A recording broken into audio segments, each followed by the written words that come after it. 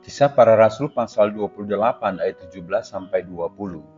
3 hari kemudian Paulus memanggil orang-orang terkemuka bangsa Yahudi, dan setelah mereka berkumpul, Paulus berkata, "Saudara-saudara, meskipun aku tidak berbuat kesalahan terhadap bangsa kita atau terhadap adat istiadat nenek moyang kita, namun aku ditangkap di Yerusalem dan diserahkan kepada orang-orang Roma.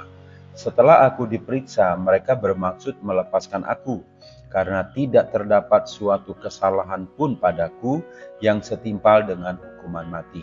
Akan tetapi orang-orang Yahudi menentangnya, dan karena itu terpaksalah aku naik banding kepada Kaisar, tetapi bukan dengan maksud untuk mengadukan bangsaku.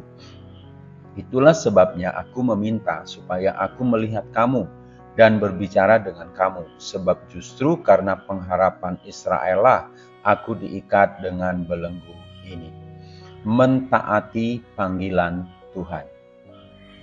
Saudara-saudara, dalam pasal 23 ayat 11 firman Tuhan katakan, "Kuatkanlah hatimu, sebab sebagaimana engkau dengan berani telah bersaksi tentang aku di Yerusalem, demikian jugalah hendaknya engkau pergi bersaksi di Roma."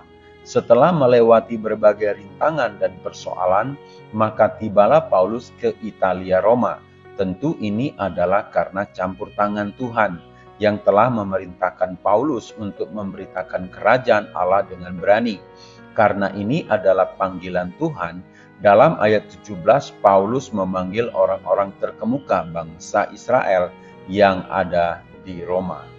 Saudara-saudara, siapakah orang-orang terkemuka ini? Dalam konteks Kisah Para Rasul pasal 28 ayat 17, orang-orang terkemuka adalah merujuk pada orang-orang yang memiliki pengetahuan tentang hukum Taurat dan berkedudukan yang tinggi, serta berpengaruh dalam masyarakat Yahudi di Roma.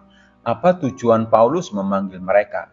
Paulus menegaskan bahwa ia tidak bersalah terhadap bangsa atau hukum Yahudi, yang menjadi alasan penolakan para imam besar dan orang Farisi adalah karena Paulus memberitakan tentang kerajaan Allah, tentang hukum Musa dan kitab para nabi, yang menubuatkan tentang Yesus yang telah mati, bangkit, dan naik ke surga.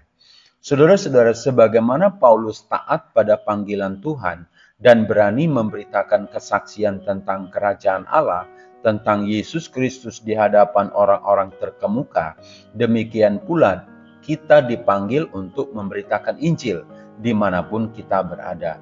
Firman Tuhan katakan, "Tetapi kamu akan menerima kuasa kalau Roh Kudus turun ke atas kamu, dan kamu akan menjadi saksiku di Yerusalem dan di seluruh Yudea dan Samaria dan sampai ke ujung bumi."